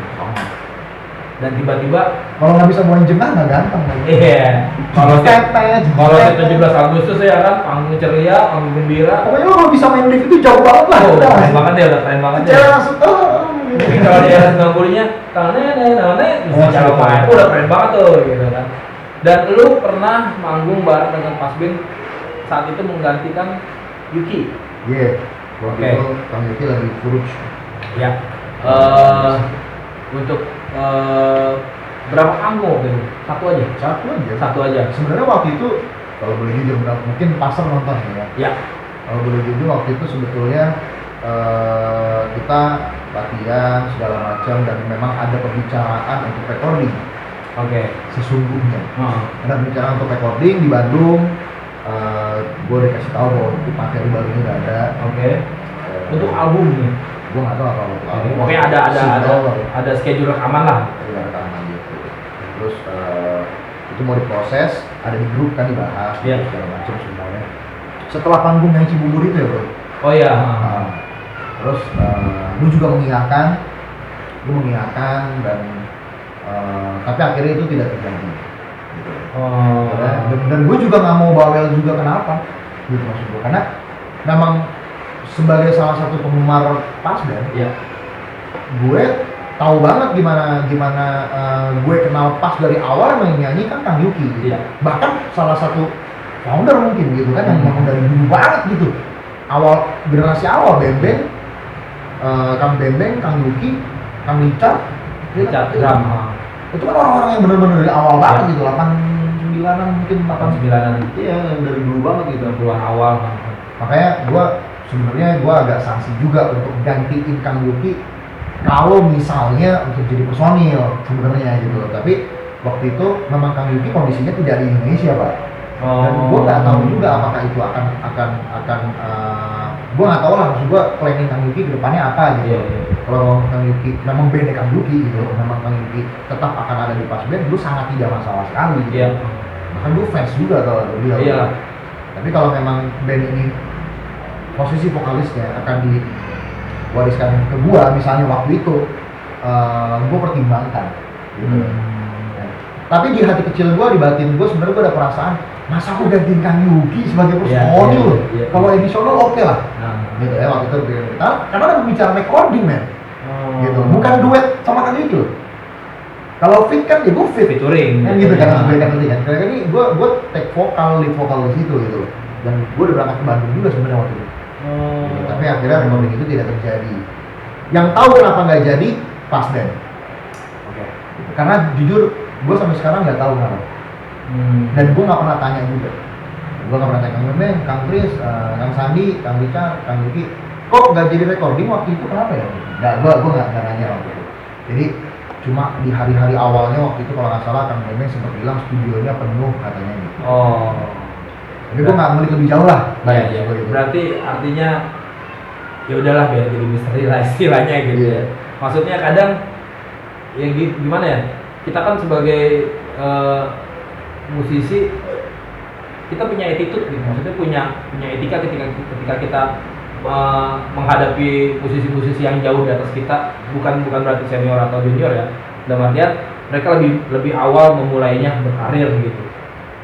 Ada rasa yang kayak mau nanya nih tapi enak lah ya, kayak itu dalam hal ini memang band dia kan gitu kan. Dia mau punya keputusan. Bukan gue sama mereka bikin band baru. Ya. Ini beneran emang band mereka gitu loh. Jadi gue band yang udah settle. Kalau sampai gue diajak jadi waktu itu, kalau memang bener-bener gue dipercaya untuk jadi vokalis pas waktu itu, gue akan pertimbangkan. Gue nggak bilang gue pasti mau tuh. Maksud gue untuk sebagai personil ya, sebagai personil, bukan sebagai session, bukan sebagai edisional ya, bukan sebagai gantiin Kang Yuki sementara gitu. Ketika beliau nggak bisa, tapi untuk benar-benar jadi personil, waktu itu gue sebenarnya agak kalut. Gue kayak, emang ya masih tinggi sih gue yang mau pas band sebagai personil loh men, maksud gue gitu. Ada rasa nggak percaya gitu ya. Maksud gue gitu. Nah, memang gue lebih siap. Dia nggak ngomongin mental ya bro ya. Kalau ngomongin mental, insya Allah gue 1000% siap. Jadi bukan ngomongin mental, maksud gue gue ngomongin masalah akhlak gue aja gitu, akhlak gue ke Kang Yuki, maksud gue gitu loh. Kebayang gak sih gue ngefans sama dia gitu maksudnya. Kayak gitu sih. Dan waktu itu gue karena diminta sama abang-abang gue yang ada di PAS untuk recording untuk PAS, bukan untuk project yang lain gitu. Jadi waktu itu gue, karena gue juga bukan cuma ngefans sama Kang Yuki, tapi juga sama mereka gitu kan. Dan gue juga ngefans banget sama PAS, dan gue tahu lagu-lagu PAS. Gitu kan, jadi kayak yaudah gue coba maju deh gitu. Tapi hati kecil gue tuh masih gue kan ya gitu. Maka ketika akhirnya finally tidak terjadi rekaman itu, sebenarnya gue ada senangnya juga. Gitu kan, emang harusnya gue gantiin kalau Kang Yuki lagi nggak bisa aja lah. Iya. Gue bawain lagu-lagu yang suara aslinya Kang Yuki. Jadi pasar nggak perlu bandingin gue sama Kang Yuki, karena gue lihat di video-video yang gue manggung sama Pas, itu perdebatannya gila-gilaan men. Komentar dari si pasarnya itu banyak banget ya. Wah, Usen aja lah, udah terus lah, lebih begini. Si yang sama Kang Yuki malah bilang, tetep buat gue Pas band adalah Kang Yuki. Ngapain gitu loh maksud gue. Komparasi ada di situ. Iya. Gitu loh maksud gue, gitu loh Bay. Gitu maksud gue. Tapi ketika ada orang yang mengatakan gue suka banget sama performance-nya Husen waktu dia mereka manggung di Cibubur sama Pas segala macam, ya memang gue berniat dari hati gue yang paling kecil, gue pengen kasih yang terbaik buat kalian. Gak peduli apakah gue personil ataupun gue edisional. Iya. Gak peduli cuma satu panggung atau itu 1000 panggung. Buat gue, ketika gue naik ke atas panggung, gue harus give the freaking best gitu. Buat gue. Emang gue pengen ketika gue turun panggung di situ, kalian nggak lupa dengan performance gue gitu. Gitu. Tapi untuk gantiin Kang Yuki kemarin, ayolah, langsung gue gantiin Kang Yuki sih. aneh gitu kan. Iya ngerti. Maksudnya karena dia udah sebesar itu. Dan karakternya Pak, maksud gua Udah pas band udah kaitannya sama Yuki tuh udah nempel banget. Lu dengerin lagu pas ya yang lama-lama kayak aku dilahirkan. Itu di kepala gua nih. Kan gua pernah dengar juga kan, di kepala gua yang muncul langsung ton vokalnya kan Yuki gitu. Jengah gitu kan. Bagaimana tidak bosan itu kan keluarnya langsung suara vokal dia gitu. Iya. Ya udah melekat lah namanya. Udah dalam satu balutan musik dan vokal kan, vokal si Yuki. Lu lapar nggak? Lapar sih. Dari pagi gua lapar. Gua mau ini nyobain topoki, opa topoki kita. Yang mana nih? Gua nggak ada telurnya dong. Ini apa? Itu kayak ini, itu namanya odeng. Odeng tuh kayak apa ya? Nah, kalau ini robuki. Robuki. Itu dong. Sendok dua. Oh ada. Siap. Ah. Jadi ada sendoknya. Iya. Ini Ternyata memang ini sangat lengkap sekali di sini. Wah gila, 5 varian rasanya langsung langsung Kirim ya? dikirim. Di nanti itu udah makan? Pasti. Ini ada yang pakai keju nih, seru nih. Kamu mau nggak? Ada istri aneh guys. Mau nggak? Makan. Kalau mau diselesain. Oh mau kan? Minta satu ya bini gue ya. Dua lah, tuh. Bini gue pengen opa topoki. Langsung di test drive Langsung. makanannya. Ini apa tadi yang mau bilang? Ini odeng. Ini langsung aja nih. Apa dikasih saus juga? Ada sambal cabai bubuknya. Oke, Kalau lu langsung. suka pedas. Nah, Odeng. Sendoknya nggak ada. Oke. di plastik itu. Enak tuh. Gue kemarin udah nyobain cuy.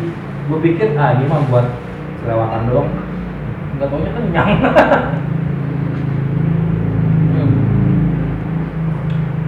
Chris, mantap Chris, santai Chris. Kita sambil ngobrol aja ya. Belum ngobrol, santai. Gua nggak mau taruh, enak gue dimakan. Jadi mah tadi kamu apa mana? Pasien. Udah begitu kita. Oke.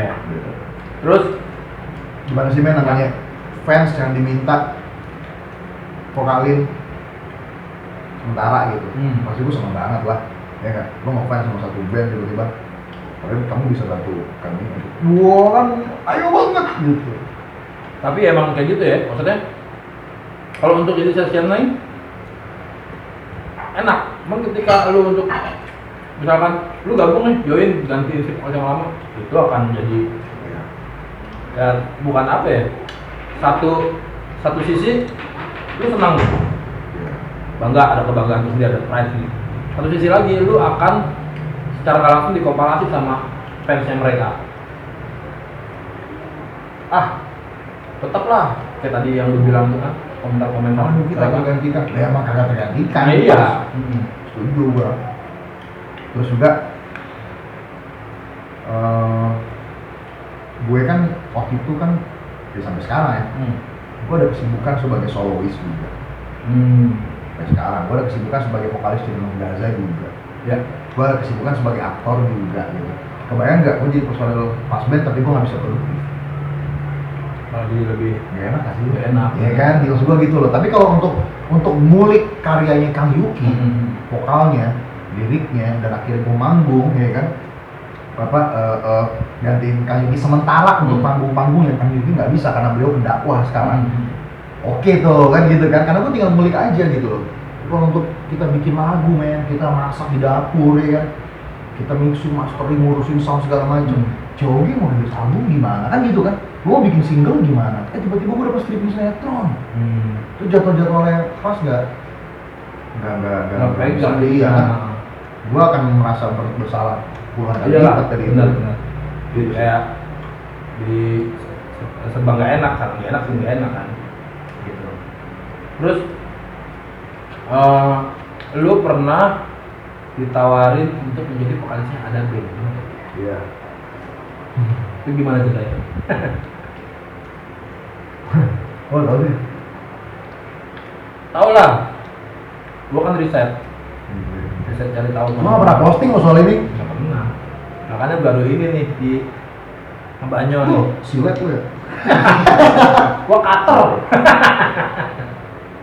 Jadi Husein pernah ditawarin sama ada band untuk menjadi vokalisnya menggantikan Doni. Bener ya? Gimana itu? Sebelum pas Sebelum Pak band, belum pas. Oke. waktu itu ada 2 band yang nawarin gue sebenarnya. Pertama ada band, kedua Drive. Oh, Drive. Tapi kalau Drive nggak Drive belum sama ngontek gue urusannya soal edisional. Karena waktu itu Kang Ganteng, Kang Rizky lagi Oh iya. umroh kalau nggak salah. Itu mau akhir tahun kan, Bay, waktu itu. Jadi waktu itu si temen-temen gue ya Drive waktu itu ngontek terus bilang sama gue kita ada beberapa panggung ke depan sampai ke tahun baru segala macem, tapi si Rizky lagi umroh bantuin saya untuk vokalin Drive segala macem gitu, ada yang bekerja sama untuk vokalin Drive untuk panggung-panggungnya gitu. Dan waktu itu gue ditawarin juga sama beli Andika bass. Oke. Terus sama gue udah sempat yang main juga sama Bang Marshall gitarisnya. Terus setelah Bang Dika buka omongan tentang kalau kita ngopi ya bro, ada yang mau ngomongin kita seterusnya lah gitu. Dan akhirnya terjatuhlah tentang posisi vokal itu. Tapi ngopi itu belum terjadi juga, jadi masih kontak-kontakan via handphone aja. Terus tiba-tiba dua-duanya sebelum pas ya? Oh enggak, salah, gue lupa Pak. Ada band nawarannya sebelum pas, kalau Drive setelah pas. Drive setelah pas. Berarti ada band dulu, Baru pas band terus baru Drive. Drive. Oke. Pas gue bicara sama ada band, maksud gue sama personel-personelnya, akhirnya waktu itu pas banget gue lagi karnaval ulang tahun Jakarta di Monas. Kagak manggung gue naik di atas.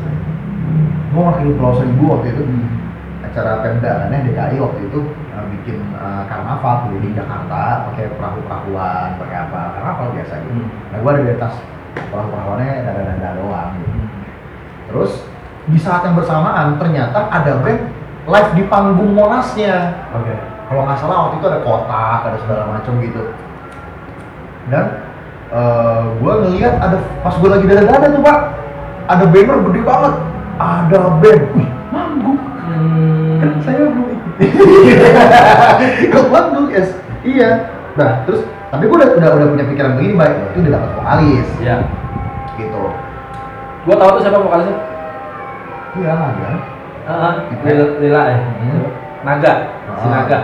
Akhirnya gue inilah apa namanya WhatsApp si Bang Dika waktu itu, Bang manggung di Monas, dia bilang, oh iya Sen, udah ada vokalis, dia bilang gitu. Oh gitu, siapa? Si Naga gitu. Lila waktu itu masih di Lila ya. Sekarang masih? Nggak tahu, kalau gue sih udah keluar. Iya, gue nggak tahu juga. Kalian kasih tahu lah kalau tahu lah. Oke,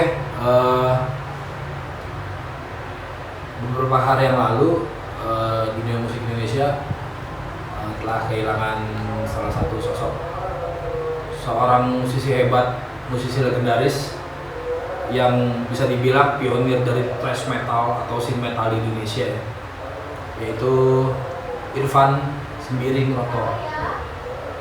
Ada kisah apa nih lo di balik Roto yang gua ngeliat di postingannya Stevie Hitam, gua ngeliat di postingannya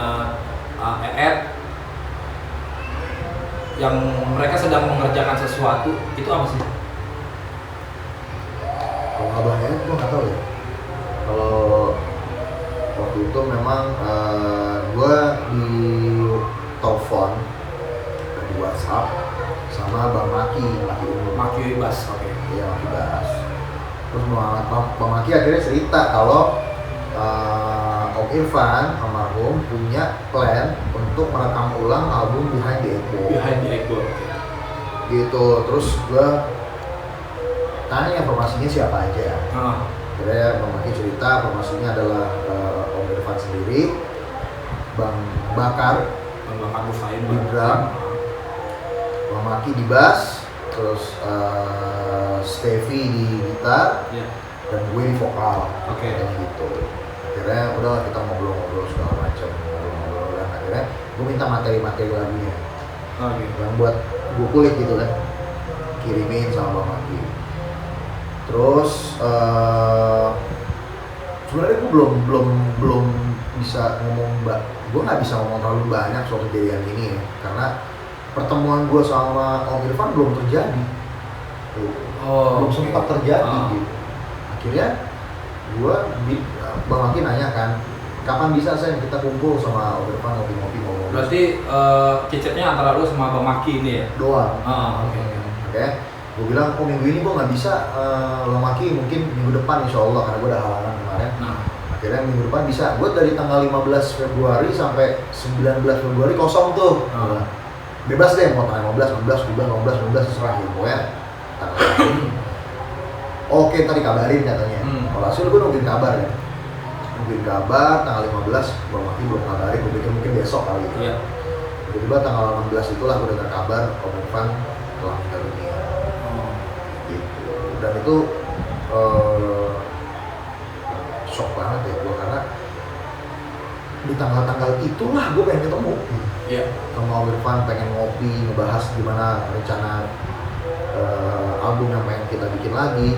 Terus setelah album itu kita mau ngapain, Yes. terus Seroton ini mau ngapain, gue juga mau ngobrol sama Bang Batar segala macam gitu, dan itu akhirnya nggak sempat terjadi. Langsung gue WhatsApp Bang Maki, Bang apakah benar, karena gini bro, gue pertama kali tahu Bang Irfan Rotor ini meninggalkan kita semua itu bukan dari Bang Maki awalnya.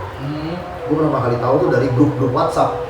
Grup WhatsApp, oke. Kaget lah gue mau ketemu nih, ya kan? Gue mau ketemuan, gue lagi ngulik lagunya, terus gue mau ketemuan, mau bahas lebih lanjut, terus gue lagi udah ada di hari-hari dimana gue tinggal ketemuan, gue lagi ngosongin waktu buat ketemu Om Irfan. Iya.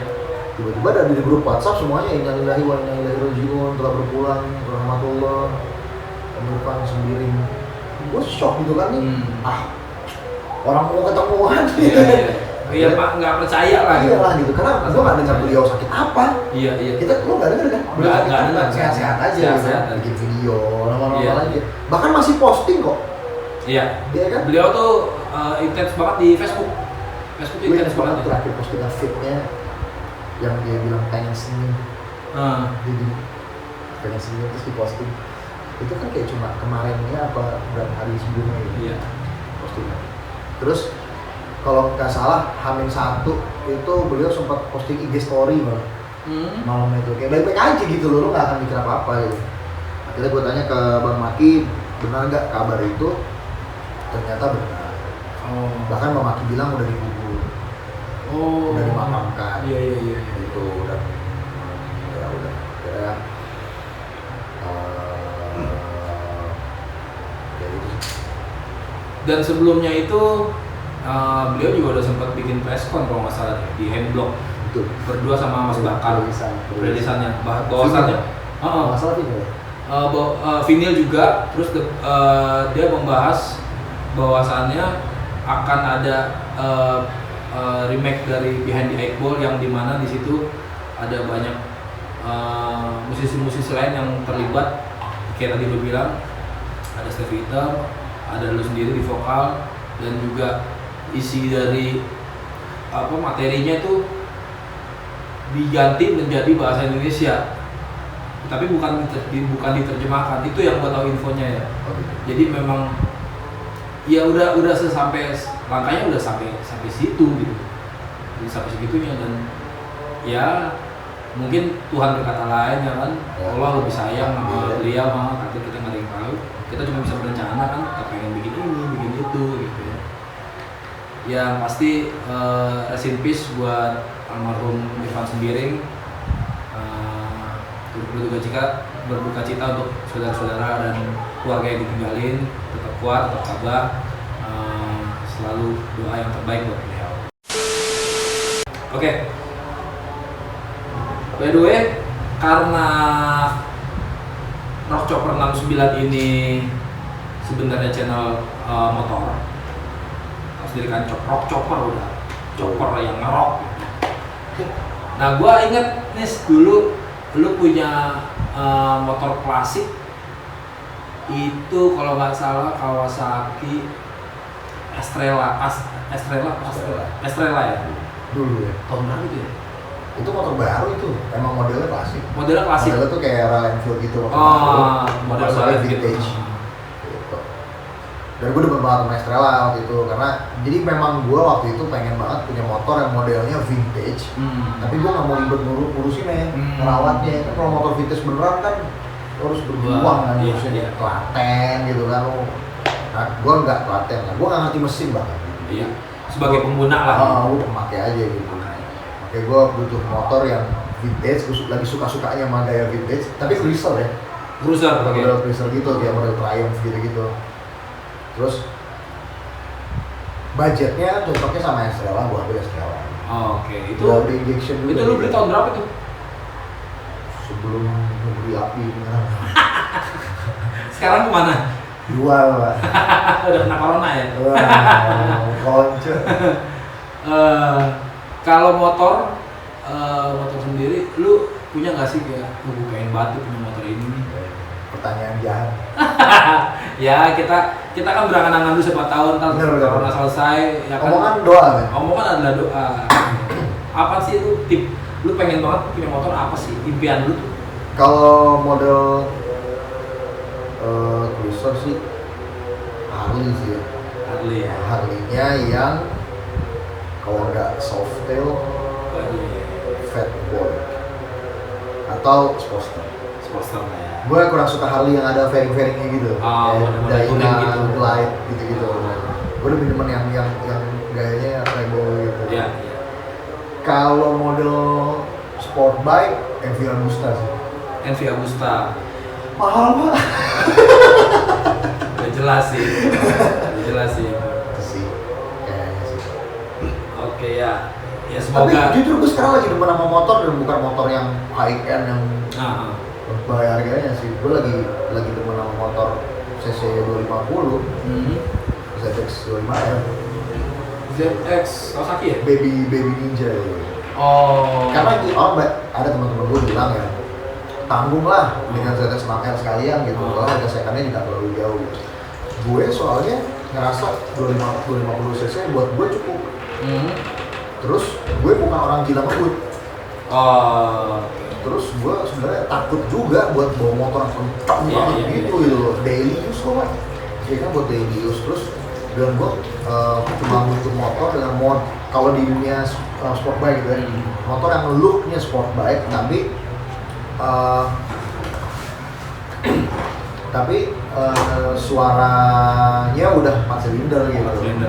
Jadi gue cuma karena look dan suara. Karena Kalau sampai terlalu monster loh. dia naked bike nggak sih? Naked bike jatuhnya. Sport bike. Sport bike. Sport fairing. Karena emang suara dari raungan si mesin itu kalau bisa dibilang kalau gue nyarinya irgasem istilahnya. Makanya gue kenapa suka kalau chopper itu kan style ya, gue suka banget chopper. Walaupun di Jakarta nih bawa chopper itu PR banget sebenarnya. Capek panjang. Capek banget, tapi kalau misalkan chopper lu rigid, waduh, siap-siap deh, pinggang encok deh pokoknya. Tapi nggak tahu kenapa ya, suka aja gitu, karena selera sih ya, dan dapat gua nyawanya di sini. Soulnya tuh dapat di chopper, dan emang bukan motor buat jebut-jebutan, emang motor buat santai, buat touring, santai, Sportster bro. Sportster sih, ya Harley jadi impian kita semua lah. Oke, Copi, pembahasan gua udah lebar banget dari awal sampai dengan akhir tadi, ya kan? Lu udah main film udah berapa? Yes. Layar lebar 3. Judulnya apa aja tuh? Ada layar lebar itu pertama film gua tuh 724 MNC Pictures. Itu gua bareng sama Dian Sastro, Lukman Sardi, Dodi Rowo gitu. Oh iya. Komedi gitu, komedi drama keluarga gitu. Yang si rumah sakitnya koma bukan sih? Iya. Iya kan? Iya tahu. Nah, itu di situ pertama kali tuh gue lebar. Itu pertama kali film pertama lu berarti ya? Yang kedua, gua paling utama di Ada Surga di Rumahmu. Oh. Nisan Production. Gua ada Kematianan, Oke. terus Zizi Sahab waktu itu. Gue di Palembang beberapa waktu syuting film itu. Pusat Amatan Habsyi waktu itu. Oke. Yang ketiga Demi Cinta, Messi Pictures juga. Tahun depan ya, kalau 2016an. 2016. Itu sama Tora, sama Agi Harun. Sama Farahli ada yang Milokan juga main di situ juga. Habis itu sampai sekarang gue belum main film lagi, tapi sinetron sih. Sinetron. Lagi jalan kemarin sinetron, sebelumnya juga ada sinetron. Habis film itu gue main RCTI namanya Jalan Hidup Syarifah sama almarhum Ashraf Sinclair. Sama Ruben waktu itu. Terus ada gue, peran utamanya cewek, gue lupa ya, Revalina. Nah, abis itu baru gue stripping lagi yang kemarin Jagoan Bola CTV. Bungkus. Ya semoga nextnya dapat film-film lagi, dapat sinetron lagi ya kan. Lo nggak pengen bro? Gue ajak gue dong. Kang Apep, Kang Begal. Gue ngomong sama temen gue si Kiki Narendra. Gue kan lagi hype tuh film. Kong, gue manggil King Kong kan. Kong, ajak gue dong main film. Waduh, mau main film apaan? Apa aja deh bebas. Dia tawa doang. Udah ntar lu ngamer aja mau gue. Ngamer mulu. Oke. Sekali lagi thank you Copi. Thank you semuanya. Thank you buat Anis. Thank you brother, makasih banyak. Sehat selalu. Lumayan. Semoga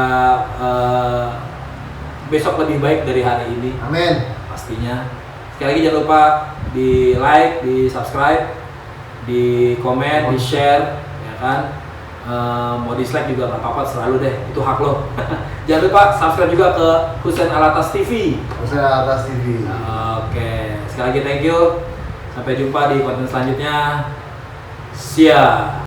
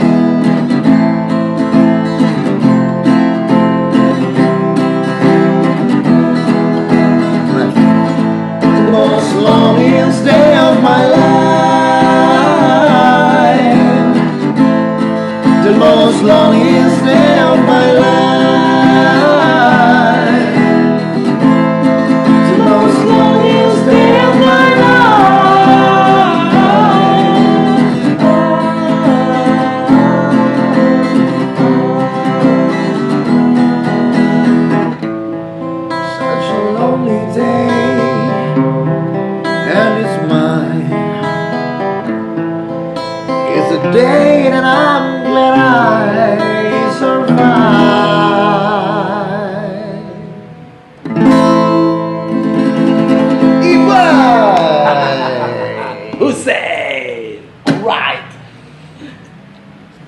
Pas deh.